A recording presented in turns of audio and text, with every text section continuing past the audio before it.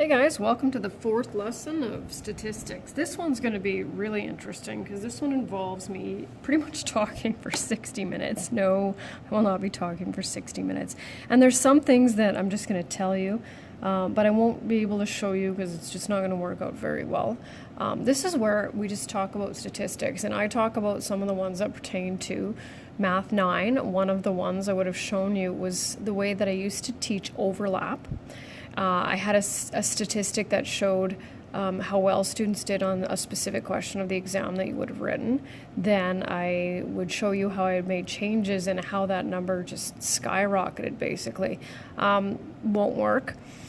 And the other one I would show you, and if I teach you next year, any other year, I always keep statistics for each student on how well they've done in my class, and then what their mark was on the final. So I don't ever post specific marks.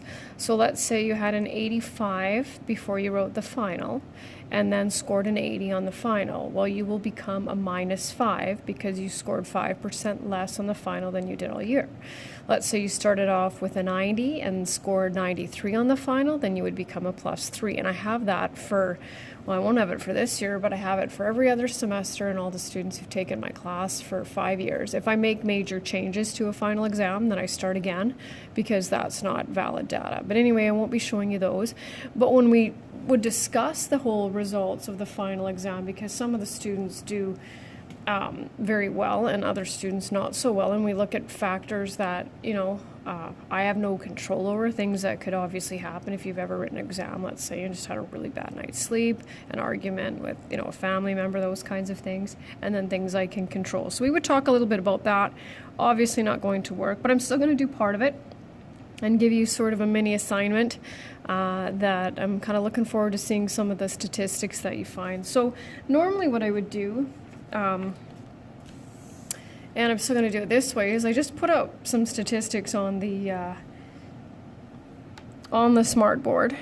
You have a 1 in 2,067,000 chance of dying in a plane crash, and a 1 in 423,548 chance of dying from falling out of bed. I know, right? And so whether you believe this, how they come up with this kind of stuff, it's just, interesting to think. Have you ever fallen out of bed? How many plane trips have you taken? That kind of thing. So obviously I'm just not going to discuss it with you, but there's some really neat things out there. Sliding over here, the one in the upper right here, the average person spends 5 years of their life waiting in line. And then this one here, this one's quite scary. I don't know how they came up with this one, but anyway, 43% of pilots admit to falling asleep during flight. 33% of them report waking up to find that their co-pilots had fallen asleep as well. That's a scary thought, right?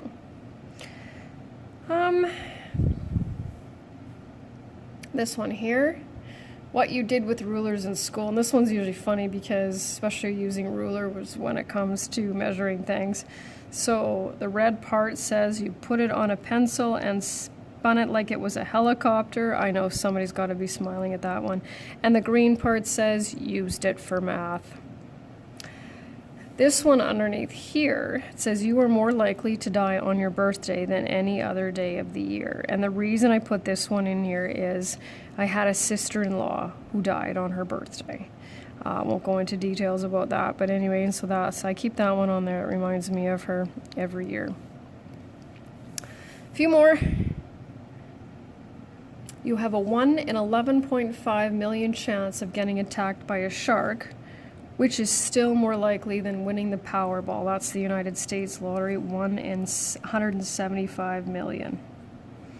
And then underneath here it says, there are numerous people who still refuse to swim in the ocean, but love to play the lottery. I don't buy lottery tickets. And then I've got a few more. I kind of attached them. They might be a little hard to see. I'm just going to show you one more well, maybe a couple more. We'll see if I can fit them in there. I don't know. I found this one. This one, I think many high school students can relate to that. It says, things I do when I have to study. Blue, tell people I have to study. And this tiny little green piece there is actually study.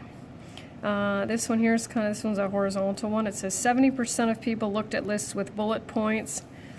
55% of people looked at lists without bullet points. Interesting. You can check this one out if you want to. It just says top 10 trash found in the world's oceans. And these ones down here, this one says 72% of teens feel the need to immediately respond to texts, social networking messages, and other notifications. This one's about sugar. And this one actually explains, and I can't really read it too terribly well, but math skills lost over the summer. And reading levels and things like that, and what happens when we take that summer break. So I strongly encourage you, I'm sure you could find that somewhere, strongly encourage you to, oh sorry, I didn't move it over, just to keep up with learning, period, so that it's not quite so rough in the fall. And that's pretty much all I have for that one. So I look forward to seeing the statistics that you guys can come up with. I gave you kind of a sample answer, and get ready for some probability coming up.